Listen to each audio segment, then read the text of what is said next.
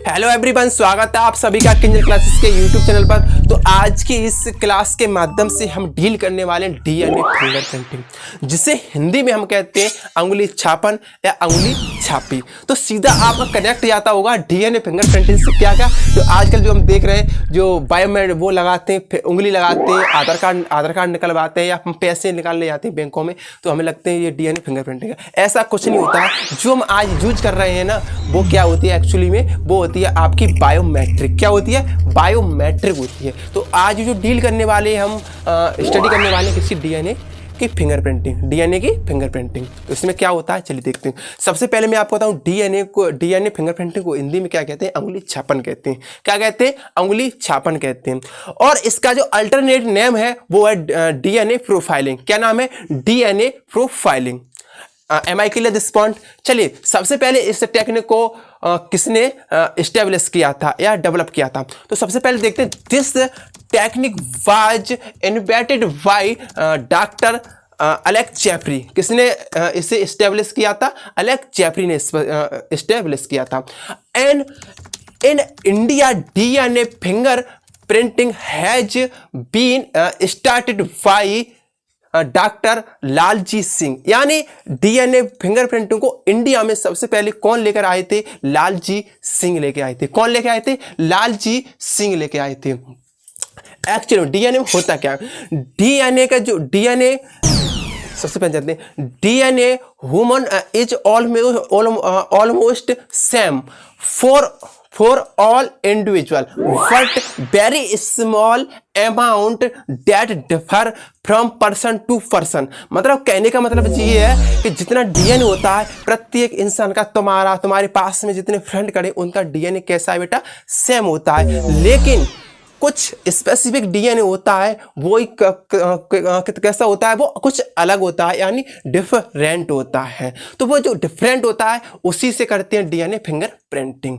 Actually मैं बताऊं DNA fingerprinting का यूज क्यों करते हैं। मान लीजिए आपका मर्डर केस हो गया, या आपका रेप हो गया, या आपके पिताजी हैं और ये बच्चा किसका है, उसे डिफाइन करने के लिए बच्चा इसी का है या नहीं है, इसके लिए डीएनए फिंगरप्रिंटिंग का हम क्या करते हैं? यूज करते हैं। सबसे देखे जाए तो ये कोर्ट का मामला है और इसलिए इसका यूज किया जाता है। ये हमारे सिलेबस में है तो हमें इसे पढ़ना चाहिए। तो सबसे पहले हम क्या करते हैं? सबसे पहले हम लेते हैं डीएनए।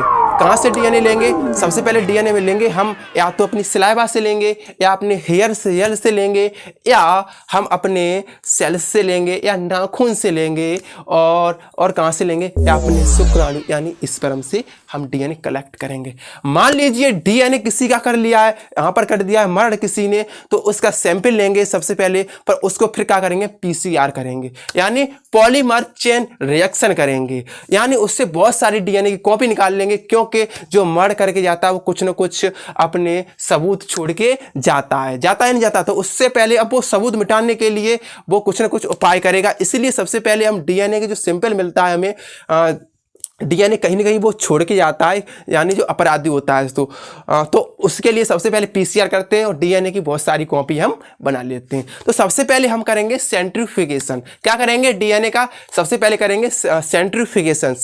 फर्स्ट फॉल जो विधि है सेंट्रीफ्यूगेशन। सेंट्रीफ्यूगेशन में हम बात करते हैं तो डीएनए सेंट्रीफ्यूगेशन करने के बाद इस मैकेनिज्म को हम देखते हैं, डीएनए सेंट्रीफ्यूगेशन आखिर होती किस प्रकार से। तो देखिए इस किस प्रकार से ये डीएनए सेंट्रीफ्यूगेशन किया जा रहा है। हम डीएनए को कलेक्ट करके एंड सेंट्रीफ्यूगेशन मशीन में डाल देते हैं, और मशीन में डालने के बाद डीएनए दो भाग में बट जाता है। जैसा कि आप इस हमारे पीछे देख सकते हो डीएनए किस प्रकार से बट गया। पहला जो डीएनए जो हमें प्राप्त होता है वो होता है बल्क डीएनए। कैसा प्राप्त होता है बेटा? बल्क डीएनए प्राप्त होता है। और जो सेकंड जो हमारा एक प्राप्त होता है वो होता है सैटेलाइट डीएनए। कैसा प्राप्त होता है बेटा? सैटेलाइट डीएनए प्राप्त होता है। अब जो बल्क डीएनए हो वो 99.9% कौन सा होता है? हमें बल्क डीएनए होता है। इसका पीक हाई होता है, ठीक। और जो दूसरा जो डीएनए अलग सेपरेट हुआ है वो है सैटेलाइट डीएनए। कैसा है बेटा? सैटेलाइट डीएनए हमें प्राप्त होता है 0.1%। कितना होता है? 0.1%। सैटेलाइट जो आपका बल्क डीएनए है ना बेटा, बल्क डीएनए एक जी क्या करता है? कोडिंग करता है। क्या करता है? कोडिंग करता है। बल्क जो 0.1 जो % हमें मिला था सैटेलाइट डीएनए, ये किसी से कोडिंग नहीं करता है और इसी में मिलते हैं रिपीट। अब जो satellite DNA further divided into 2 parts, कितने पार्ट्स में टूट जाता है? 2 पार्ट में टूट जाता है, यानी 2 भाग में विभाजित इसे कर लेते हैं। तो सबसे पहले देखते हैं, एक जो हमारा पार्ट है वो है मिनी सैटेलाइट डीएनए एंड दूसरा है हमारा माइक्रो सैटेलाइट डीएनए। बेटा कौन सा है? पहला है जो हमारा मिनी सैटेलाइट डीएनए और दूसरा है हमारा माइक्रो सैटेलाइट डीएनए। ठीक, जो हमारा माइक्रो सैटेलाइट डीएनए होता है और एक होता है हमारा मिनी सैटेलाइट डीएनए। तो जो मिनी सैटेलाइट डीएनए को हम प्रदर्शित करते हैं, सैटेलाइट डीएनए होता है और इसे अदर नेम से जानते हैं, उसे इसका नाम है BNTRS। ठीक है, BNTRS यानी वेरिएबल नंबर टैंडम रिपीट्स, इसकी फुल फॉर्म होती है। यहीं से हमें फाइंड आउट करना होता है क्या चीज? डीएनए फिंगरप्रिंटिंग की प्रोफाइलिंग। क्या करना होता है? इसके डीएनए की प्रोफाइलिंग हम डिस्कस कर रहे हैं। किससे करेंगे? BNTR से। मैं आपसे उम्मीद करूंगा यहां तक सारी पॉइंट आपको क्लियर हो चुके होंगे। तो सबसे पहले जो हमारी एक इस विधि में जो पहले जो विधि है वो है आइसोलेशन। क्या है बेटा? आइसोलेशन। आइसोलेशन यानी डीएनए को हम किसी क्रिमिनल से निकालने के बाद सेंट्रीफ्यूगेशन करने के बाद क्या कर लेते हैं? उसे अलग कर लेते हैं। फिर उसके बाद जो हमारा दूसरा चरण आता है वो आता है पीसीआर। पीसीआर हम इसलिए करते हैं क्योंकि जो हमारे सबूत छोड़ा जाता है उसकी हम बहुत सारी कॉपी बना लेते हैं। पीसीआर करने के बाद डीएनए की बहुत सारी क्या हो गई? पीसीआर से हमारी बहुत सारी डीएनए की कॉपी प्राप्त हो गई। जिस प्रकार से आप देख सकते हो यहाँ पर हमने पीसीआर की बहुत सारी कॉपी बना ली है।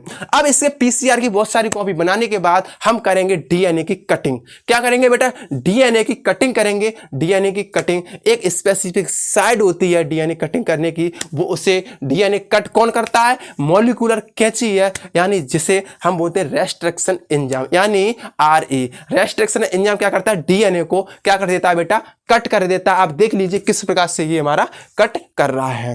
अब हमने डीएनए का कर लिया कटिंग। अब सबसे पहले हम चलते हैं जेल इलेक्ट्रोफोरेसिस पे।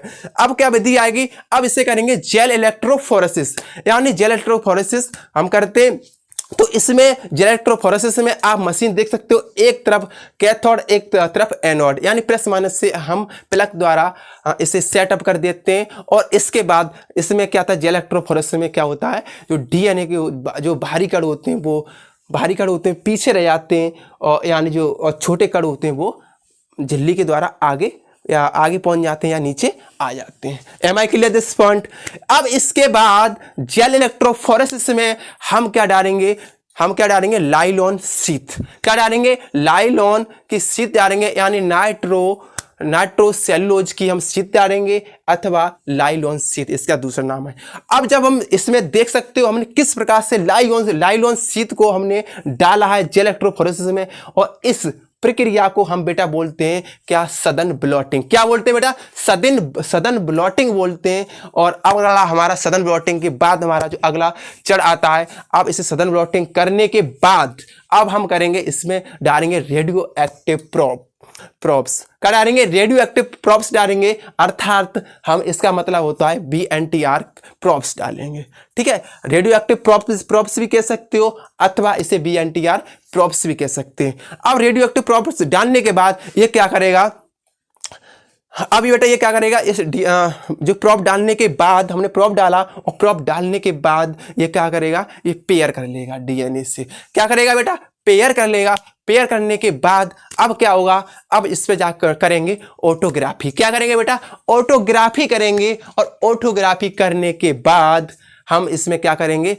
ऑटोग्राफी करने के बाद ये हमारे बैंड प्राप्त हो जाएंगे। जिस प्रकार से आप देख सकते हो किस प्रकार से ये हमारे बैंड प्राप्त हो रहे हैं।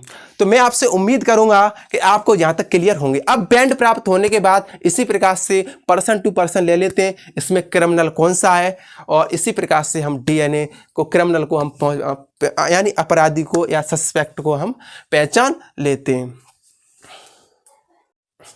जहां तक मैं उम्मीद करूंगा, अब यहां पर आपने पीछे स्लाइड देखी है, इसमें आपको क्रिमिनल दिख रहे होंगे कौन सा क्रिमिनल है, और इसमें जो रिपीट जो मैच कर जाते हैं वही कौन होता है? सस्पेक्ट होता है। तो मैं उम्मीद करूंगा आपको ये टेक्निक सिर्फ 5-6 मिनट में आपको क्लियर हो चुकी होगी, और मैं इसी के बाद लेता हूँ विराम और मिलते नए नेक्स्ट वीडियो में। तब के लिए थैंक यू, बहुत बहुत धन्यवाद यहाँ तक वीडियो देखने के लिए। अगर आप इसी प्रकार की और एनिमेटिव वीडियो चाहती हो यानी विजुअलाइजेशन जैसी वीडियो चाहते हो तो कमेंट करके बता सकते हैं। अगर आपका कोई टॉपिक क्लियर नहीं है तो हम आपको कराएंगे। तो इसी के बाद धन्यवाद, thank you very much and keep practising, keep smiling.